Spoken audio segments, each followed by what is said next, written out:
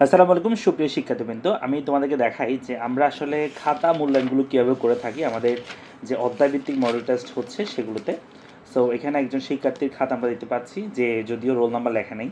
তো এটা আমরা বলে দিয়েছি, রোল নাম্বার না লিখলে সেক্ষেত্রে কিন্তু ওর রেজাল্ট পরবর্তীতে আর আসবে না। এরপর এখানে ও বৃত্ত ভরাটের ক্ষেত্রে দেখা গেলো অনেকগুলো বৃত্ত কিন্তু সঠিকভাবে ভরাট করতেছে না, সেটা আমরা লিখে দিয়েছি। এরপর হচ্ছে আমরা সিকিউর ক্ষেত্রে 1 নাম্বার, ওর ভালো উত্তর লিখেছে, এটা আমরা 1 নাম্বার দিয়েছি। এটার মধ্যে কিন্তু ওদের মূল পয়েন্টটা মানে এক্স্যাক্টলি পয়েন্টটা আসে নাই, সে কারণে আমরা এখানে লিখে দিয়েছি যে আরও ভালো লিখতে হবে, মূল পয়েন্ট আসেনি। সো তাকে 1 নাম্বার দেওয়া হয়েছে। কেন কম দেওয়া হয়েছে সেটা এখানে লিখে দেওয়া হয়েছে, যে কেন তাকে আমরা কম দিয়েছি। এরপর দেখো এই কোয়েশ্চেনটার মধ্যে সে কী করছে, এখানে এই যে চিত্রটা আসছে, এই চিত্রটা হয়নি। কেন হয়নি? কারণ চিত্রে ভূমি অক্ষে লম্বকে কিন্তু তোমাকে সমান দূরত্ব মেনটেন করে করতে হবে। এই জায়গাটার মধ্যে হাজার হাজার শিক্ষার্থী ভুল করে। আমরা বারবার ক্লাসের মধ্যে বলি যে একটা নির্দিষ্ট অনুপাতে আগাইতে হবে, তাহলে তোমার চিত্রটা ভালো আসবে। যেমন এখানে আমরা ও যে ভুল করছে সেটা কেন ভুল হয়েছে সে আমি একদম চিত্র রেখে দিয়েছি, যে এভাবে করে ধরতে হবে বলে দিয়েছি, যে মানগুলো সমান করে ধরতে হবে, তাহলে ওকে ফুল নাম্বার দিতে হবে। যেহেতু ওইখানে কিছুটা ব্যাখ্যা করছে, তো এই ব্যাখ্যার জন্য মূলত এখানে ওকে 1টা নাম্বার দেওয়া, নাহলে কিন্তু 1 নাম্বারও দেওয়া হতো না। তো এটা হচ্ছে বোর্ডে কিছুটা এরকম মার্ক দেয়।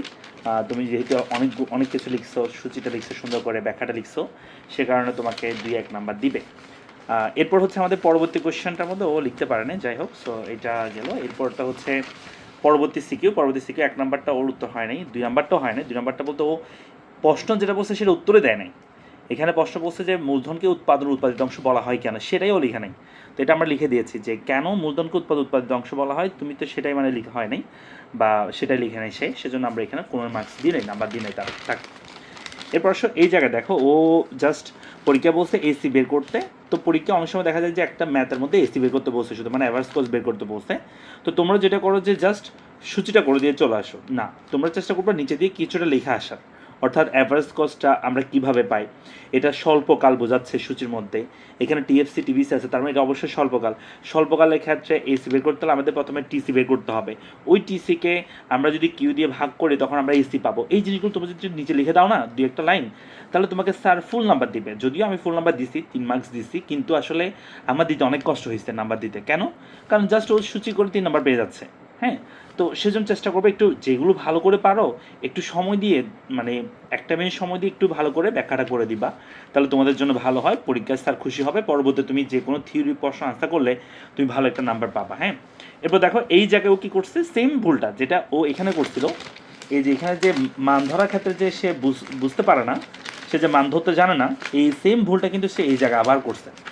তাই আমরা এখানে বলে দিয়েছি যে সেম ভুল আবার হয়েছে। সো তাকে আমরা কোচিংয়ে এসে আমার সাথে, অর্থাৎ আমাদের যারা টিচার আছে তাদের সাথে যোগাযোগ করার কথা বলা হয়েছে, যে আমার সাথে তুমি যোগাযোগ করবে, তোমার এই জায়গা ভুল হচ্ছে, এই জায়গা তোমার সংশোধন প্রয়োজন।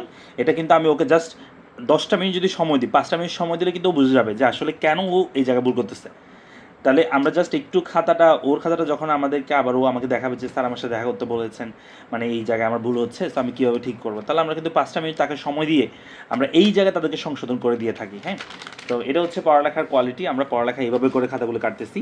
দেন এখানে ও ব্যাখ্যা লিখতে ভালো, কিন্তু হচ্ছে ব্যাখ্যাটা আরেকটু ভালো হলে আমার আরেকটু ভালো লাগতো, সেজন্য এখানে লিখে দিয়েছি যে ব্যাখ্যা আরও ভালো হতে হবে, এটা লেখা আছে।